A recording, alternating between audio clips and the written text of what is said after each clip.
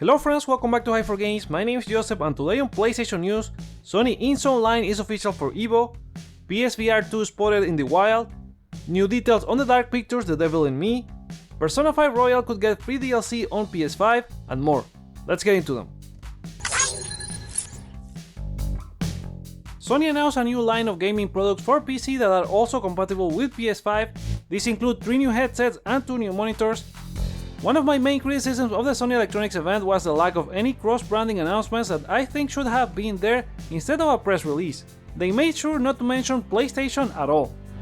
It turns out that besides all the new hardware being compatible with PS5 and having features touted best for PS5, they are going to be the official hardware for the Evo competition.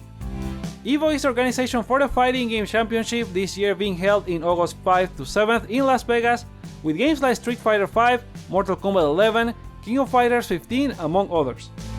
It all makes sense since Sony Interactive acquired the EVO organization in March last year, and this is the best example of how they are marketing this new Inzone brand for esports and PC. PS5 sales in Japan have recovered after it was outsold by the Xbox Series last week. According to Famitsu, both digital and disc editions for the PS5 got a little over 9,000 units sold in comparison to Xbox Series 8,900, a very narrow difference between the two. They were both beaten by the Nintendo Switch with over 56,000 units sold. Despite the improvements this week, PS5 is still facing supply issues and makes you wonder if they will be able to achieve their goal of 18 million units shipped for their fiscal year ending March 2023. We have a couple of PSVR2 news. First, we have the first shot of the unit in the wild by Beat Planet Games, who has worked on VR games for PC, now they are working on one for PSVR2. The photo shows the main unit, cables, and both Sense controllers. Someone asked them if this was breaking some NDA as it's the first developer to post this, and they implied this ended 6 months ago, but seems like they miscalculated as the post has since been removed.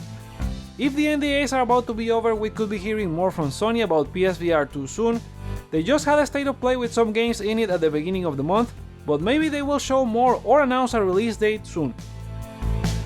The second PSVR2 story has to do with Horizon Call of the Mountain, as the game's website has been updated with a description, and I quote, "Conquer colossal peaks, overcome fearsome machines, and uncover hidden dangers to the world of Horizon, as you answer the call of the mountain in an immersive new adventure for PlayStation VR2.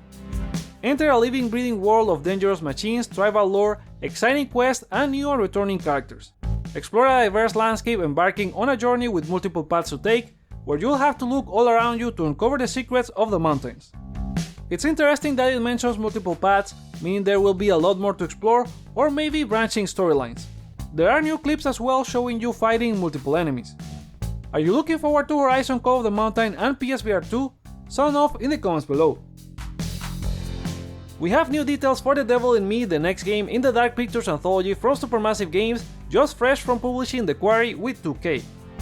The Steam page for the game was updated with 4 new screenshots and details.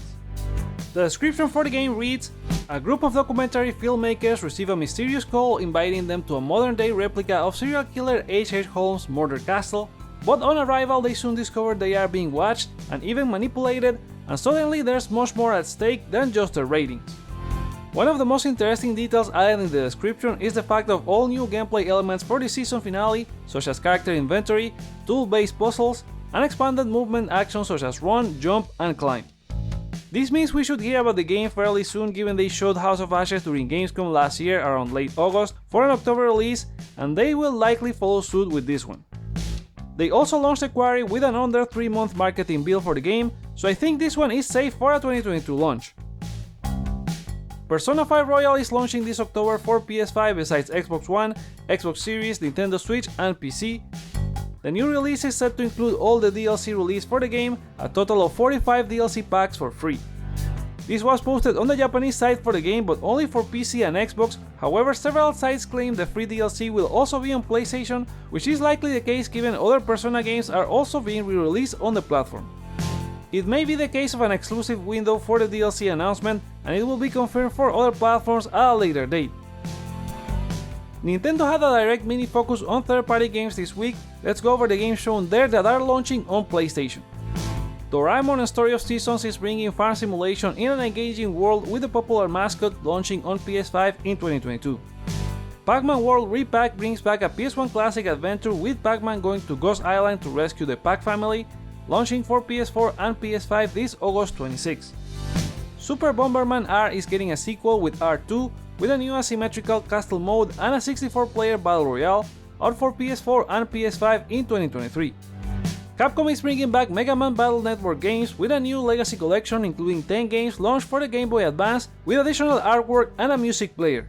Similar to other Mega Man collections, is bundled as 1 or 2 separate volumes when it launches for PS4 in 2023. Disney Dreamlight Valley launches in early access for PS4 and PS5 this September 6. It's a Sims-like game with all the popular characters from the House of Mouse, and a full release is set for next year.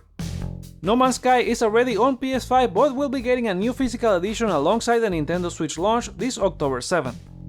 RPG Time: The Legend of Wright is an RPG with anything from action to adventure to bullet hell and turn-based battles, as everything comes to life in the pages of a notebook with drawings and cardboard. Launches on PS4 this August 18. And Sega showed a bit more of Sonic Frontiers with traditional fast-paced levels in the cyberspace, a digital realm that can be accessed via ancient gates around the open zone. Sticking to release dates, as Square Enix has announced that Star Ocean: The Divine Force will be launching for PS4 and PS5 this October 27th, exactly a year after debuting in a State of Play. They also showed an in-depth gameplay video with some of the story elements, characters, and combat. You can find it in the description below. There's more on the Ubisoft launch for Skull and Bones after the recent leaks. It seems like it will be re-announced soon with a November 8, 2022 launch date. Pre-order details have already leaked as well and will grant you a Bloody Bones Legacy mission, the Ashen Corsair mission, a Smuggler Pass token, a digital soundtrack and an art book, and a premium bonus pack. Given all these leaks, we'll definitely hear more about this one soon. WB Games has posted a new video for Gotham Knights focusing on Tim Drake's Robin, a master of deductive reasoning and a skilled fighter. This is the second character trailer after Nightwing was shown at Summer Game Fest, and obviously we can expect one for Batgirl and Red Hood to follow soon as we count down the days for release on PS5 this October 25th. And those are all our stories for today on this episode of PlayStation News. Are you interested in the new gaming accessories from Sony? Looking forward to PSVR2 or any of the new games announced? Share your thoughts on any of these stories in the comments below, like or dislike to share your feedback, check out other videos you may enjoy while you are here like my breakdown on July PS Plus games, or the delay on the God of War Ragnarok launch announcement, and consider subscribing for more PlayStation content. Thank you so much for watching, my name is Joseph, this is Hype for Games, and let's get hyped!